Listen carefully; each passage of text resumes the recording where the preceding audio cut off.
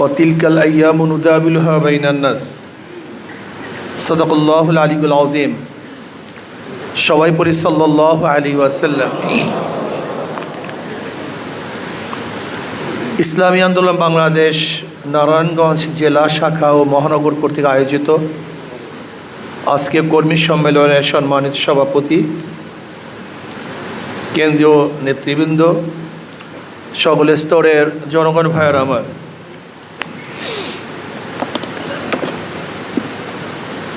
ইসলামী আন্দোলন বাংলাদেশ কি চায়? এই জাতির মুক্তি চায়, মানুষের অধিকার প্রতিষ্ঠিত করতে চায়,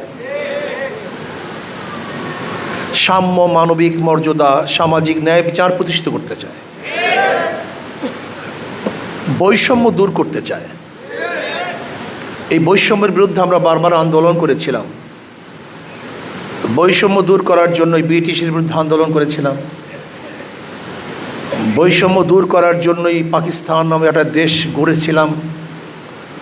বৈষম্য দূর করার জন্য পশ্চিম পাকিস্তানের বিরুদ্ধে আন্দোলন করে, সংগ্রাম করে আমরা ভাগ হয়ে বাংলাদেশ সৃষ্টি করেছিলাম।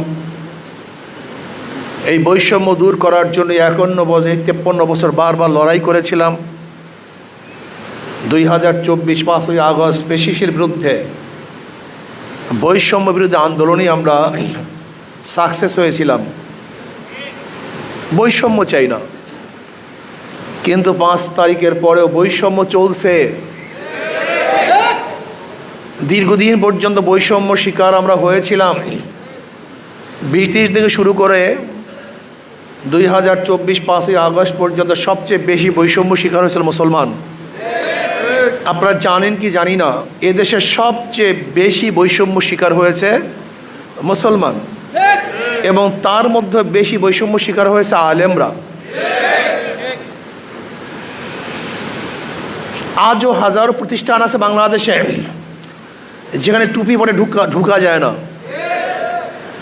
এখনো বাংলাদেশে হাজার প্রতিষ্ঠান আছে যেখানে দাড়ি রাখলে চাকরি হয় না। এখন হাজারো প্রতিষ্ঠান আছে বাংলাদেশে যেখানে বোরখা পরে ঢুকা যায় না। ইসলামী লেবাস পরে চাকরি পাওয়া যায় না। হাজার প্রতিষ্ঠানের মধ্যে নামাজ পড়া যায় না। হাজার প্রতিষ্ঠানে নামাজের সময় দেওয়া হয় না। এমনকি নওয়াব সলিমুল্লাহ রহমতুল্লাহ আলাইহির অকফকৃত মুসলমানদের জমির উপরে ঢাকা ইউনিভার্সিটি, সেই ইউনিভার্সিটির থেকে রব্বি জিদনি ইলমা এটা সরিয়ে দেওয়া হয়েছে। নজরুল ইসলাম হল, সেই ইসলাম শব্দ সরিয়ে দেওয়া হয়েছে। মুসলমানদের ইউনিভার্সিটি, যে ইউনিভার্সিটি গড়ার জন্য ক্যালকাটার হিন্দুরা 41 বার ব্রিটিশের কাছে দরখাস্ত দিয়েছিল। গড়ার মাঠে রবি ঠাকুরের নেতৃত্বে ঢাকা যেন ইউনিভার্সিটি না হতে পারে, এর জন্য মিটিং হয়েছিল। অথচ সেই মুসলমান ইউনিভার্সিটিতে আজকে ইফতারি করতে দেওয়া হয় না। সেই মুসলমান ইউনিভার্সিটিতে নামাজ পড়তে দেওয়া হয় না। সেই মুসলমান ইউনিভার্সিটিতে মুসলমানরা পোশাক পরে হাঁটতে পারে না, বোরখা পড়তে দেওয়া হয় না। সেই মুসলমান ইউনিভার্সিটিতে হাজারো সাবজেক্ট আছে যেখানে মাদ্রাসার ছেলেরা ভর্তি হতে পারে না। বর্তমানে আলেম ওলামারা সবচেয়ে বেশি বৈষম্য শিকার হয়েছে। ইসলাম সবচেয়ে বেশি বৈষম্য শিকার হয়েছে। শুধু বৈষম্য শিকারই নয়, দেখবেন অনেক রাজনীতি দলেরা বলে আপনার ইসলামপন্থী। যদি আমরা ইসলামপন্থী হই, আপনি কোন পন্থী? আমরা তো ইসলামপন্থী, আপনি কোন পন্থী? আপনি রাশিয়ানপন্থী, আপনি ভারতপন্থী, আমি আমেরিকানপন্থী, আপনি খ্রিস্টানপন্থী, ইয়াহুদিপন্থী, হিন্দুপন্থী। আমি তো ইসলামপন্থী, আপনি কোন পন্থী? পরিচয় দেন। পরিচয় গোপন করতেছেন কেন? আপনার পরিচয় কি? আপনার আসল কি? উসুল কি? মূল কি? আবার কাউকে বাংলাদেশে 92% মুসলমানদের দেশে বক্তৃতা করতে শুনি ইসলামের সাথে, রাজনীতির সাথে কোরআনের কোনো সম্পর্ক নেই। ইসলামের সাথে, কোরআনের সাথে রাজনীতির কোনো সম্পর্ক নেই। আপনি ঠিকই বলেছেন, ইসলামের সাথে কোরআনের সাথে রাজনীতির সম্পর্ক আছে, কিন্তু আপনার সাথে ইসলাম ও কোরআনের সাথে সম্পর্ক নেই। এর জন্য আপনি জানেন না। প্রিয় ভাইয়েরা আমার, বৈষম্য দূর করার জন্য, সাম্য মানবিক মর্যাদা প্রতিষ্ঠিত করার জন্য আন্দোলন করেছিলাম, সংগ্রাম করেছিলাম, মাঠে ঝাঁপিয়ে পড়েছিলাম। কিন্তু আমরা কি দেখছি?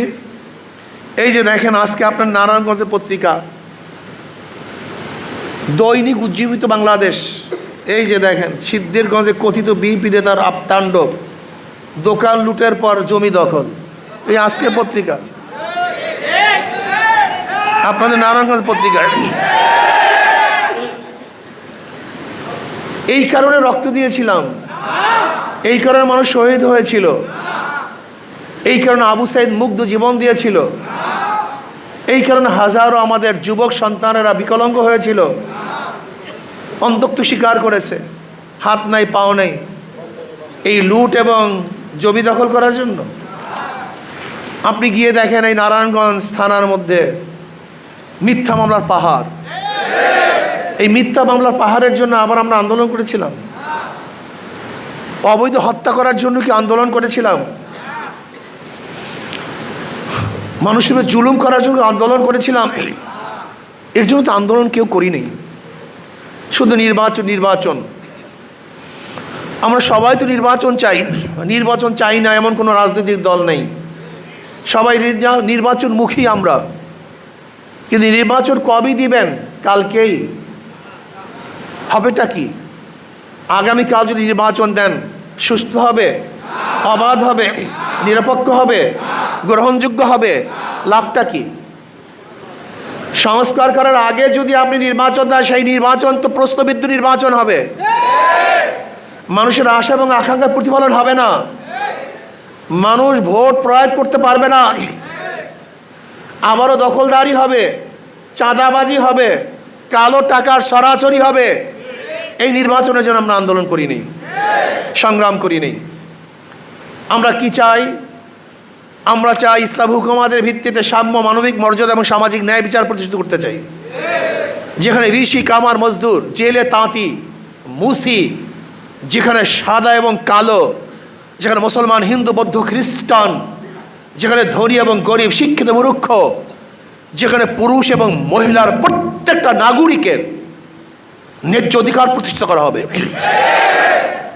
প্রত্যেকটা শ্রমিকের ন্যায্য প্রাপ্তি তাদেরকে দিয়ে দেওয়া হবে, চাকরিজীবীরা নির্বিঘ্নে চাকরি করবে, টেলিফোনে পদোন্নতি হবে না, যোগ্যতার ভিত্তিতে পদোন্নতি হবে, যেখানে ছাত্রদের কোনো অবস্থাতে কোঠাভিত্তিক থাকবে না, যোগ্যতার ভিত্তিতে তারা চাকরি পাবে, যেখানে প্রত্যেকটা মানুষ অধিকার ফিরে পাবে, বিচারকরা কাউরি ইশারায় বিচার করবে না, বরং ন্যায্য বিচার প্রতিষ্ঠিত করবে। এরকম বিচারনা আমরা চাই। প্রিয় সাংবাদিক বন্ধুরা, আপনি কি দেখেছেন? আওয়ামী লীগের আমলে কারোর জামিন হয় নাই, কিন্তু আওয়ামী লীগ পরিবর্তন হওয়ার পরে সবার জামিন হয়ে যায়। এর কারণটা কি? কোর্ট তো সেই আগেরই কোর্ট, জজ কোর্ট তো সেই আগেরই জজ কোর্ট, ওখানে তো একই জজরা বসা, ওই হাইকোর্টের মধ্যে একই বিচারক বসা। তা আওয়ামী লীগের আমলে তারা জামিন দিতে পারে নাই, এখন জামিন দিচ্ছে কিভাবে? আবার অনেক আওয়ামী লীগের লোক অ্যারেস্ট হয়েছে, তারা জামিনের জন্য মুভ করতে পারছে না। কারণটা কি? তাই বিচারক কার ইশারায় বিচার করে? সরকারের ইশারায়? এরকম বিচারক আমরা চাই না, এরকম বিচার ডিপার্টমেন্ট আমরা চাই না। বিচারকদের স্বাধীনতা চাই, বিচারকরা ন্যায় বিচার প্রতিষ্ঠিত করবে, যেখানে কারোর ইশারায়, কারোর প্রেশারে বিচার হবে না। যদি আইনের ফাঁকে সবাই মুক্তি পেয়ে যায়, আমার কোনো আপত্তি নেই, আর আইনের আওতায় যদি আমিও অ্যারেস্ট হই, আমার কোনো আপত্তি থাকার কথা না। ওই চেন্নাই, চিটাঙ্গের যদি বিচারক তাকে জামিন দিয়ে দেয়, আইনের আওতায় সে জামিন পায়, আমার কোনো আপত্তি নেই, কিন্তু আমি এরকম বিচারালয় চাই। চেন্নাই যদি আইনের ফাঁকে জামিন নিতে পারে, আমার কোনো আপত্তি নেই। বিচারকদের স্বাধীনতা চাই। একটা ভালো দেশ, ভালো কান্ট্রি, এর সবচেয়ে বড় মানদণ্ড কি? সবচেয়ে বড় মানদণ্ড রাস্তা না, ঘাট না, খাদ্য না, সবচেয়ে বড় মানদণ্ড হলো বিচার বিভাগের স্বাধীনতা। একটা ভালো রাষ্ট্রের মানদণ্ড হলো বিচারালয়ের স্বাধীনতা। আমি চাই বিচারকরা স্বাধীনভাবে বিচার করবে। আমি চাই আমার ব্যবসায়ীরাও স্বাধীনভাবে ব্যবসা করবে। আমি চাই আমার শ্রমিকরা স্বাধীনভাবে শ্রম দিবে এবং মালিকরা ন্যায্য প্রাপ্তি তাদেরকে যথাযথ টাইমে প্রদান করবে। কেন আন্দোলন করতে হবে, সংগ্রাম করতে হবে আমার টাকার জন্য? নবী আলাইহিস সালাতু ওয়াস সালাম বলেছেন, শ্রমিকদের ঘাম শুকাবার আগে তার প্রাপ্তি দিয়ে দাও। আমি সেই জিন্দেগি দেখতে চাই, সেই সময় দেখতে চাই যখন শ্রমিকরা তাদের অধিকারের জন্য আন্দোলন করার প্রয়োজন হবে না, বরং মালিকরা নিজেদের থেকেই তাদের অধিকারকে তাদেরকে দিয়ে দিবে। সেই দিন আমি দেখতে চাই। আমি চাই আমার একটা মা বোন যেন ধর্ষিতা না হয়, আমার একটা মা বোন যেন ইফতিজিমের শিকার না হয়, বাংলাদেশের মধ্যে আমার একজন মা বোনও যেন না খেয়ে না থাকে, বাংলাদেশের মধ্যে আমার কোনো মা বোন যেন অত্যাচারিত না হয়, মিসকিন এতিম সমস্ত ব্যক্তিদের যেন পেট ভরা থাকে, অন্ন বস্ত্র বাসস্থান শিক্ষা এবং চিকিৎসার গ্রান্টি আমি চাই। আমি কি চাই? আমি চাই এদেশের প্রত্যেকটা মুসলমান ধর্ম পালন করবে, হিন্দু বৌদ্ধ খ্রিস্টান নির্বিঘ্নে তারা তাদের ধর্ম পালন করবে, কেউ বাধা দিবে না। আমি কি চাই? আমি চাই এদেশের প্রত্যেকটা মানুষ যেন সুখে শান্তিতে বসবাস করতে পারে, সেরকম একটা দেশ আমরা চাই। আমি কি চাই? আমাদের দেশের উপরে কোনো বিদেশি শক্তি যেন আঙ্গুল তুলতে না পারে, চক্ষু তুলতে না পারে। যদি কেউ তুলতে চায় সম্মিলিতভাবে ঐক্যবদ্ধভাবে প্রতিহত করবে ইনশাআল্লাহ। আমরা ঐক্যতা চাই, জাতির ঐক্যতা চাই। যেরকম জাতি ঐক্য হওয়ার কারণেই ফ্যাসিস্টের বিরুদ্ধে আন্দোলন করে সাকসেস হয়েছিলাম, আজকেও যদি দেশের কল্যাণে আমরা ঐক্য থাকি তাহলে ইনশাআল্লাহ এই দেশকে কেউ ধ্বংস করতে পারবে না। আমি অন্তর্বর্তী সরকারকে বলবো, ভ্যাট ট্যাক্স বাড়াবার চেষ্টাও করবেন না, এই কাজ করতে গিয়েন না, এটা আপনার জন্য ঠিক না। আপনারা কমাবেন, আপনি বাড়ান কেন? কমাবার কিন্তু পলিসি সেটা অ্যাডাপ্ট করেন, বাড়াবার পলিসি কেন? এটা করবেন না, ভুল করবেন। আপনি কিভাবে টাকা সংগ্রহ করবেন? চুরি বন্ধ করে দেন, ঘুষ বন্ধ করে দেন, সিন্ডিকেট বন্ধ করে দেন। যদি ব্যবসায়ীদের সিন্ডিকেট বন্ধ করতে পারেন, দ্রব্যমূল্যের দাম এমনিতেই কমে যাবে। চুরি বন্ধ করতে পারেন, তাহলে ইনশাল্লাহ আমাদের রেমেডিস এমনি বাড়তে থাকবে। আপনি বিদেশে যারা আছে আমাদের রেমেডিস যোদ্ধা, তাদের উৎসাহিত করেন বেশি বেশি টাকা প্রেরণ করার জন্য, ইনশাল্লাহ আমাদের অর্থনীতি চাঙ্গাও হয়ে যাবে। আপনি কি করবেন? শক্ত হাতে দেশকে পরিচালনা করবেন। এর জন্য সরকার কি বলা হয়? শাসক বলা হয়। কি বলা হয়? আপনি শাসন করবেন না, খালি আদর করবেন, আপনি সরকার চালাতে পারবেন না। মনে রাখতে হবে আপনার নরম হতে হবে, আপনার গরম হতে হবে। আপনি শুধু নরম হবেন, মজার মজার কথা বলবেন, এনজিও কায়দায় কথা বললে দেশ চলবে না। শাসকের কায়দায় কথা বলতে হবে, নরম গরম থাকতে হবে। আপনি মনে করেন এনজিওর মতো যেরকম পার্সু করলে একজনকে নরম নরম কথা বলে পার্সু করতে হবে, এই নরম নরম কথা এদেশের মানুষকে শাসন করতে পারবেন না। নরমও লাগবে, গরমও লাগবে, কিন্তু ইনসাফ ভিত্তিক নরম লাগবে, ইনসাফ ভিত্তিক গরম লাগবে, অন্যায় জুলুম ভিত্তিক নয়। যদি ইনসাফ ভিত্তিক নরম গরম করতে পারেন তাহলে আমাদেরকে শাসন করতে পারবেন। আর ইনসাফ ভিত্তিক যদি আপনি জুলুম করতে চান তাহলে এদেশের মানুষ কিন্তু আপনার বিরুদ্ধে আবার আন্দোলনে ঝাঁপিয়ে পড়বে। বাংলাদেশের মানুষ কোনোদিন কারোর পায়ের নিচে মাথা নত করে নাই, করবে না। আমরা স্বাধীন চেতা, ব্রিটিশ আমাদেরকে রুখতে পারে নাই, পাকিস্তান আমাদেরকে থামাতে পারে নাই, এই আওয়ামী লীগের হাজারো জুলুম অত্যাচার আমাদের নিবৃত করতে পারে নাই। আমরা সেই স্বাধীন লোক। এর জন্য মনে রাখতে হবে বাংলাদেশের মানুষ যদিও গরিব কিন্তু স্বাধীন চেতা। আপনি দেখেন না কয়েকদিন আগে ভারতের লোকেরা ওই বিজেপি কিছু না কিছু করতে চেয়েছে, বিএসএফ কি না কি করবে আমাদের দেশে, দেখছেন সাধারণ জনগণ কাঁচি নিয়ে দাঁড়িয়ে গেছে। এরা সেই জাতি, এরা কারোর পার নিচে মাথা দিতে জানে না, মরতে জানে, মরতে জানে। কিন্তু নত হতে জানে না। এই জন্য বলবো, আসুন আমরা সম্মিলিতভাবে দেশটাকে গড়ার চেষ্টা করি। আর প্রিয় ভাইয়েরা আমার, ইসলাম ব্যতীত সবুজ বাংলা, নতুন বাংলা, সোনার বাংলা, ডিজিটাল বাংলা, স্মার্ট বাংলার দ্বারা মানুষের শান্তি আসবে না। দেখেছি অনেক বাংলা, এবার ইসলামী বাংলা দেখি না। নতুন বাংলা দেখেছেন, সবুজ বাংলা দেখেছেন, সোনার বাংলা দেখেছেন, ডিজিটাল বাংলা দেখেছেন, স্মার্ট বাংলা দেখতে গিয়ে তো একেবারে ভাঙ্গেই পড়তে এসছে। এবার আসুন ইসলামী বাংলা দেখি। ইসলামকে ভয় পান কেন? ইসলামী ফুবিয়া কেন মুসলমানদের মধ্যে? ইসলাম আসলে আমার সমস্যাটা কি? এক গাঁজাখোর আমাকে বলতেছে, হুজুর ইসলাম আসলে আমার গাঁজার অবস্থাটা কি হবে? হ্যাঁ, বেচারা নেশাগ্রস্ত, বলতেই পারে। আমি বললাম, তুমি কি মসজিদে গিয়ে গাঁজা সেবন করতে পারো? না হুজুর, মসজিদে গিয়ে গাঁজার পরিবেশ নাকি। আমি বললাম, পুরো বাংলাদেশটা যদি মসজিদের পরিবেশ হয়ে যায় তাহলে কোনো জায়গায় গাঁজা সেবন করতে পারবা? না তো হুজুর। আমি বলি, ইসলাম আসলে তোমাকে জোর করা হবে না, বরং মসজিদের মতো গোটা বাংলাদেশটা পরিবেশ হয়ে যাবে, যেখানে তুমি নিজেই গাঁজা সেবন করতে পারবা না।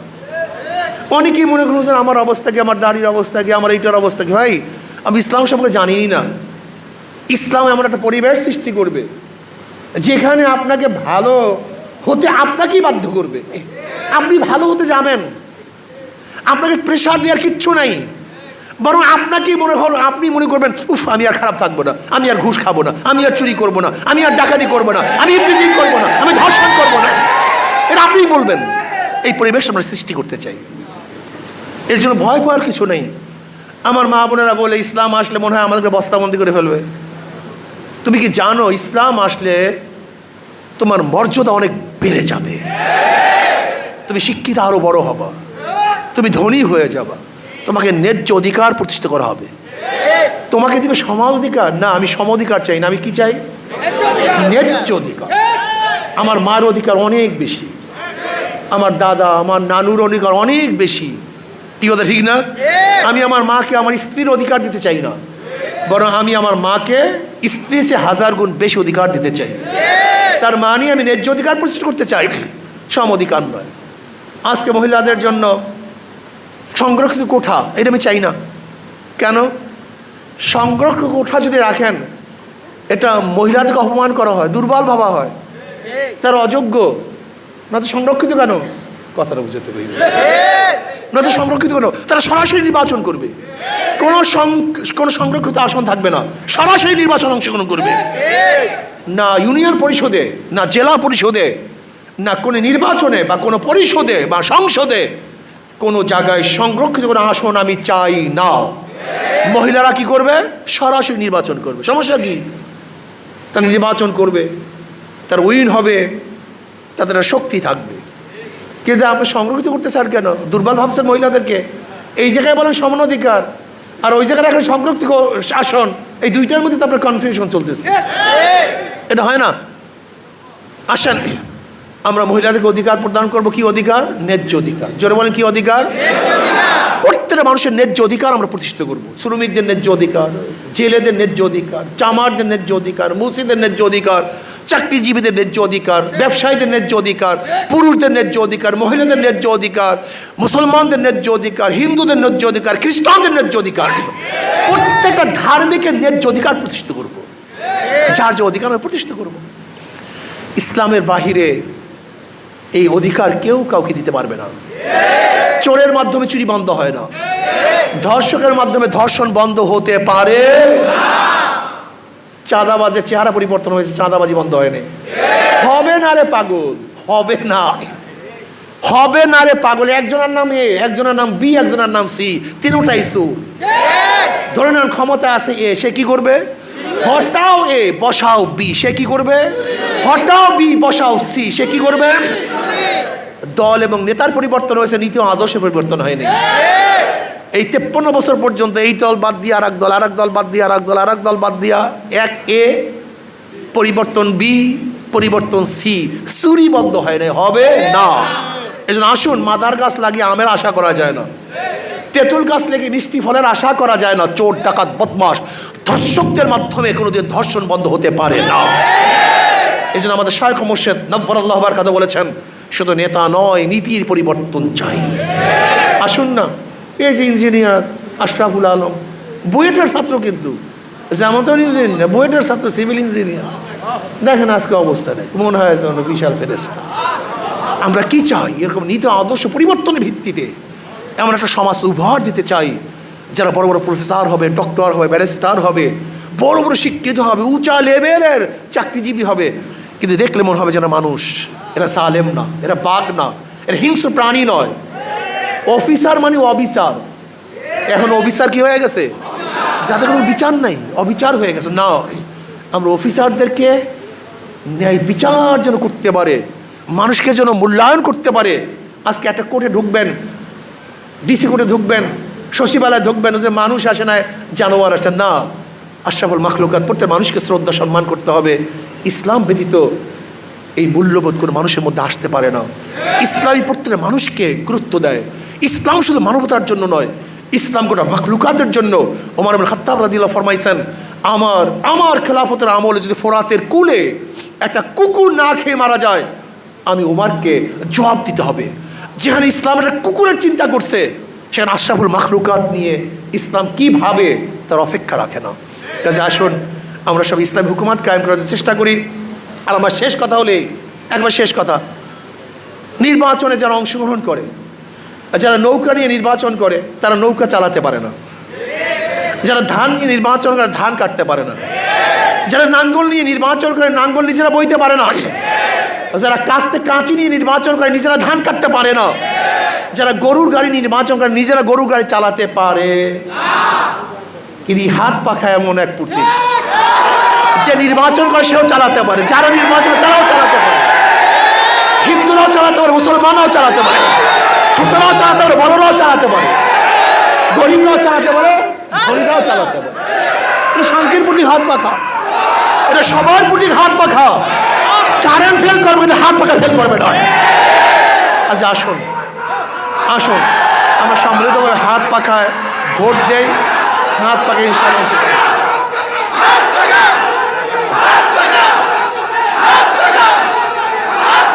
আল্লাহ আমাদের সবাইকে